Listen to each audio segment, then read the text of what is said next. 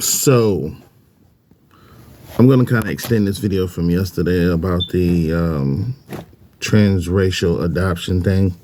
I'm also going to change the titles and some of the hashtags on the previous video. I feel like it don't fit, realistically. I'm going to talk about transracial adoption issues, trauma, and statistically who was adopted the most. I think that's something that I should add to that. Now, this is not something that was on my mind, but since I had the video yesterday, I might as well kind of, extend that a little bit and talk about it a little bit as much as I can without, making it awkward for some people. But hey, it's gonna be all right, right? We'll see. All right, so approximately 28% of all adoptions in the U.S. between 2017 and 2019 were transracial, with 90% of those involving white parents adopting children of a different race, while precise annual figures for melanated children of color, adopted by non-melanated couples were not consistently tracked in one database. Recent trends indicate this practice constitutes a significant portion of the roughly 40% of transracial adoptions in the U.S. Now, I'm gonna be honest with you, man, that number stumped me, but then again, I didn't really keep track of it either. So I guess at this rate, anything they would have said probably would have, well, I ain't gonna say it would have surprised me, but if you see it, and you kind of wonder why. It's kind of like, hey man, I went to get me some some Air Forces, and they didn't have the white or the wheat, so I went ahead and got these black ones. And I've heard people say that even in my church. There was a couple that had adopted a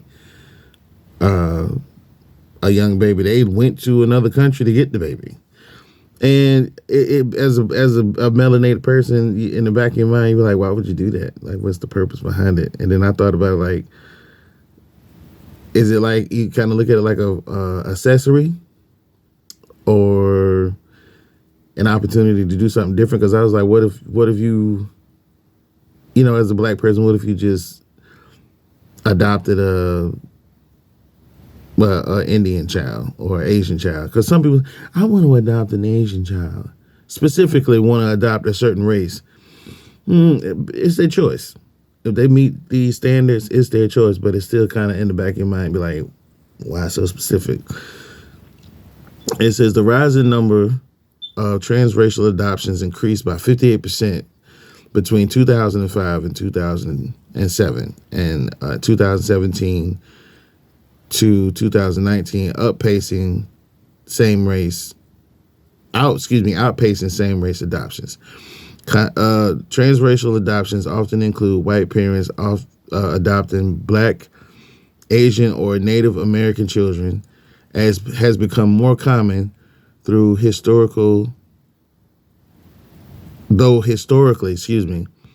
the number of black children adopted by white parents has been relatively low.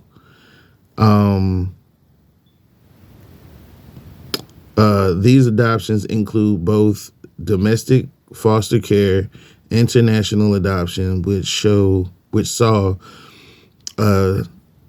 1,622 international adoptions in 2020. That's to me, that's kind of low.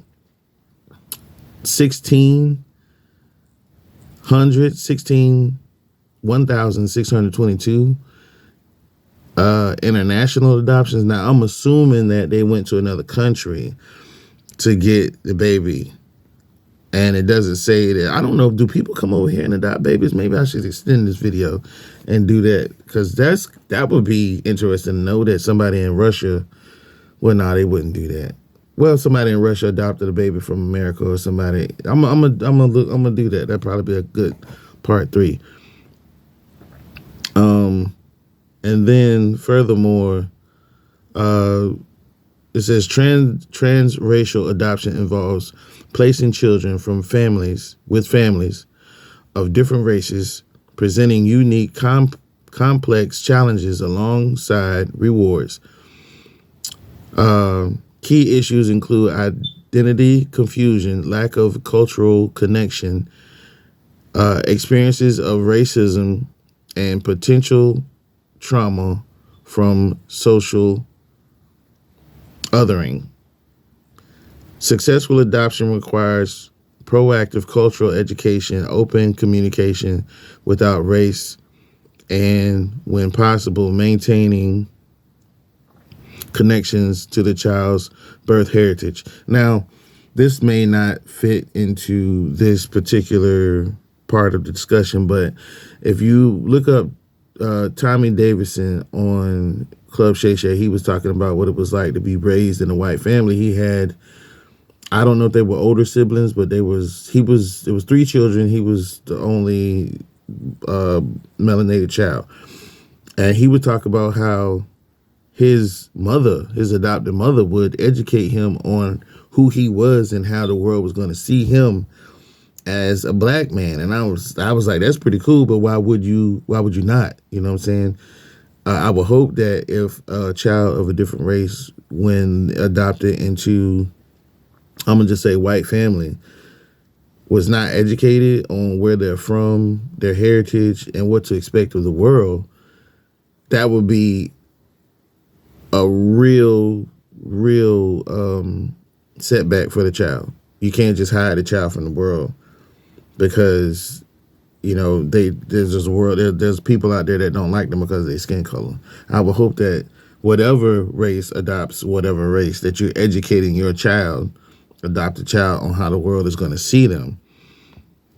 Transracial adoption trauma involves deep-seated emotional distress caused by the intersection of adoption-related separation, loss, and racial or cultural disconnection from birth heritage.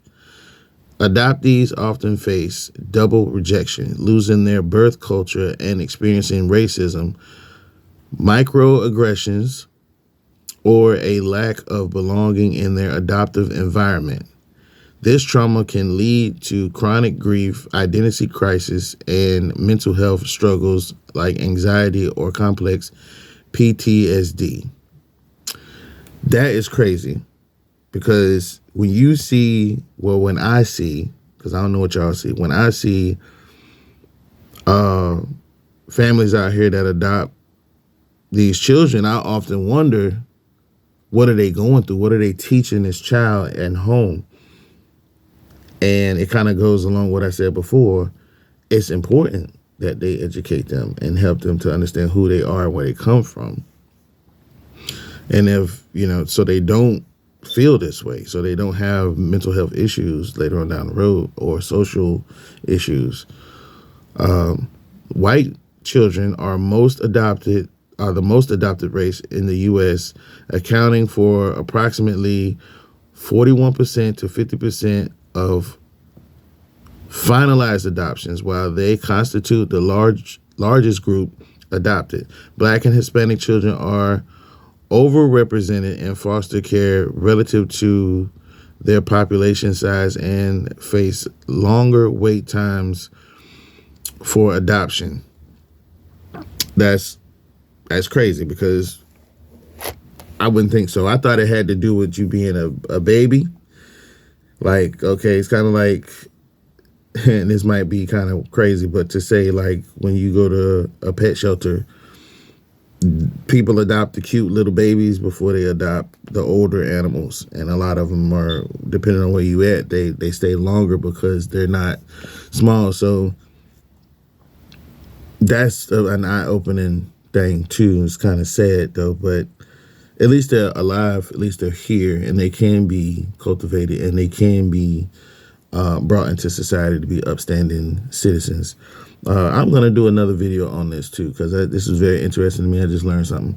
So I'm going to go ahead and shut this video down. Ladies and gentlemen, I hope you got something out of it, and I hope you look forward to tomorrow's video. Guess what? Peace out. Y'all be smooth. Peace.